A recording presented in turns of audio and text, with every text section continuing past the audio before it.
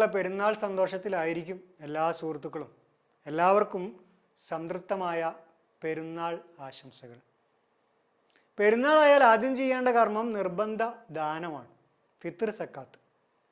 ഏത് ആഘോഷത്തിലും പാവങ്ങളെ മറക്കാതിരിക്കുക, അവരെ പരിഗണിക്കുക, അതാണ് ആഘോഷത്തിൻ്റെ പൊലിമ.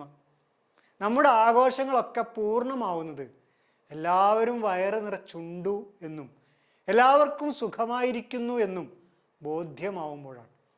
സാമൂഹിക ബാധ്യതകൾ പൂർത്തിയാക്കാതെ വ്യക്തിയുടെ വിശ്വാസം പൂർണ്ണമാവില്ല എന്ന പ്രഖ്യാപനമാണ് ഇത്. ഇതോടൊപ്പം കുടുംബ സന്ദർശനങ്ങളും സ്നേഹബന്ധങ്ങൾ ഊട്ടിയുറപ്പിക്കലും ആഘോഷത്തിൻ്റെ ഘടകങ്ങൾ തന്നെ. സ്നേഹം, കടപ്പാട്, സാഹോദര്യം എന്നിവയുടെ സന്ദേശമാണ് പെരുന്നാളിന് പറയാനുള്ളത്.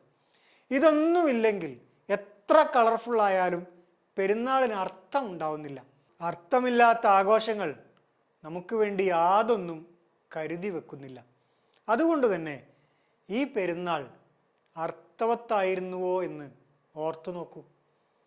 സ്നേഹത്തിൻ്റെയോ കടപ്പാടിൻ്റെയോ സാഹോദര്യത്തിൻ്റെയോ ഒരു സ്പർശമെങ്കിലും ഈ പെരുന്നാളിന് ഉണ്ടായിരുന്നോ എന്ന് പരിശോധിച്ചു നോക്കൂ.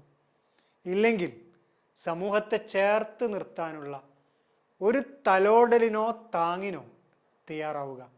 അതുവഴി ഓരോ ആഘോഷങ്ങളും അർത്ഥവത്തായി മാറട്ടെ. നന്ദി.